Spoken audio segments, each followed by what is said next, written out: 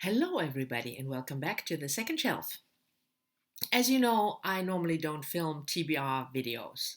That is, I film a TBR video every month, but for the purpose of that video, TBR means to be released. So I film a video about new releases. But to be read videos, I normally don't film. But because it's August is Women in Translation Month, and I have lined up a couple of buddy reads, all of female authors in translation, I thought I'd share those planned buddy reads with you.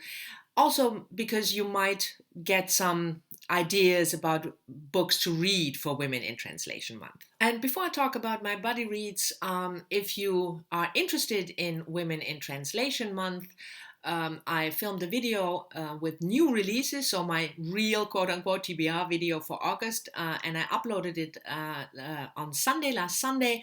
5 books by women in translation that come out in August, so maybe you want to check that out. And it's only 4 buddy reads, so you are treated to another relatively short video of mine, because lately my videos have gone on for way too long, so count your blessings.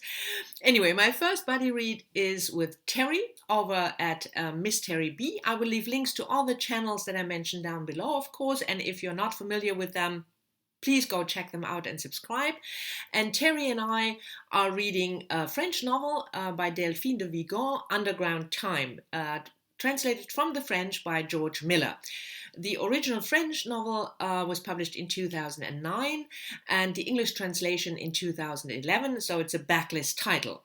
And if you're following my channel for any length of time, you might know that I discovered Delphine de Vigan 2 or 3 years ago, and I really loved her memoir, Nothing Holds Back the Night, and also her semi-autobiographical novel about her success, which was called Based on a True Story. I really loved those 2 books, and I'm, slowly making my way through her backlist, and Underground Time is one of those books.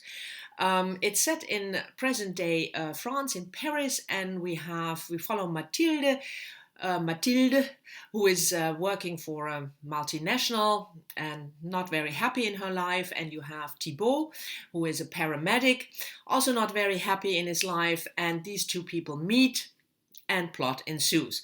I didn't read anything else about the book. Like I said, my purpose was to, read Delphine de Vigan's backlist. So Underground Time was on that list, and Terry wanted to read something by, Women in Translation also. So we decided on this one, and I will report back, of course, after we read it. The next book is a buddy read with Sean from Sean the Book Maniac, because of course, I have to read a book, at least one book every month with Sean. And our last couple of buddy reads weren't that successful, so fingers crossed, we're hoping for the best. And we're reading Kate Roberts' Feet in Chains, a 1936 novel translated or newly translated from the Welsh by Kate Grammage. I was not familiar with Kate Roberts' work, but I learned that she was, because she died already, an eminent Welsh writer, writing exclusively in Welsh.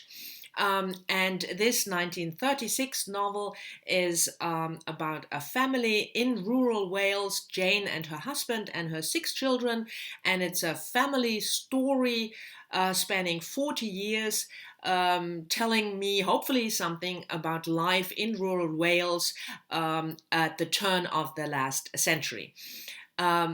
Sean, as you might know if you watch his videos, and if you don't, you should, is very much into Welsh literature lately, and he suggested that book, and, I never heard of the author, shame on me, and I thought it's a perfect buddy read, and with this, like with all the other buddy reads, I will report back once we read it. We will start, I think, on the 11th of August, so mid-August. My third buddy read is a non-fiction book, and that is Boys in Zinc, Voices from the Afghan War by Svetlana Alexeyevich, translated from the Russian by Andrew Bromfield.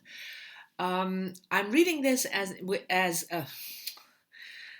slow down, make whole sentences. I'm reading this with Adam from Memento Mori, also mid-August, probably. We haven't set up a schedule yet.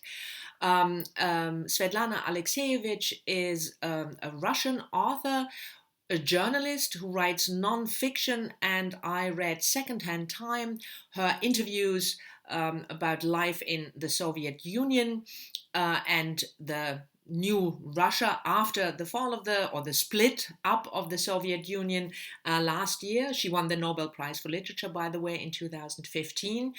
And her nonfiction is always set up as interviews. So she goes out and interviews people, and then she collects those interviews and makes them into a book. And Boys in Zinc is no different. It's a book of interviewing Russian soldiers in Afghanistan during the Afghan War. When it was first published I think in 1989 or 1990 in Russia, it sparked quite some controversy, of course, because it is supposed to show, I haven't read it yet, but that's what I read about it, the horrors of war. So it's not, war is great kind of book, but I'm sure it's harrowing. But still, I'm looking forward to it. I love her work. I think her approach to nonfiction in this sort of combination of interview and essay form works really well. And I'm looking forward to reading it with Adam, of course. And my fourth and last buddy read in August will be with Mel over at Mel's Bookland Adventures. And we'll be reading a German book, Anne Richter, Distant Signs, translated from the German by Douglas Irving and published in English in February of this year. The German original, Fremde Zeichen, was published 6 years ago, almost precisely in August of 2013. Anne Richter is a German author originally from East Germany, and she was 16 when the Berlin Wall fell. The book is set or starts in the 1960s in East Germany, and we follow a young couple, Margaret and Hans, when they meet and marry, and then they have children, and we learn about their lives from the 1960s up to after the fall of the Berlin Wall in 1989. At least that's what I understood. A multi-generational family story.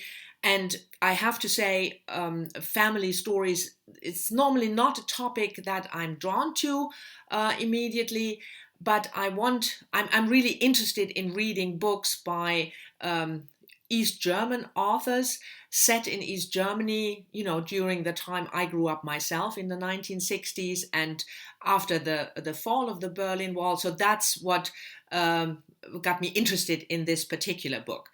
I also have to say that Mel and I will be cheating a little bit because we won't read the English translation, but we will read the German original. And we came across this book through the Warwick Prize of Women in Translation. I've mentioned this prize in my last video on Sunday, the August TBR, with new releases of translated women. And it's a small prize. They don't have much money, but I really urge you to check out their website, and especially the long list, over 100 titles that are eligible for the prize, because I'm sure if you look through the list, you will find wonderful books that you have never heard of from women writers, female writers from all over the world.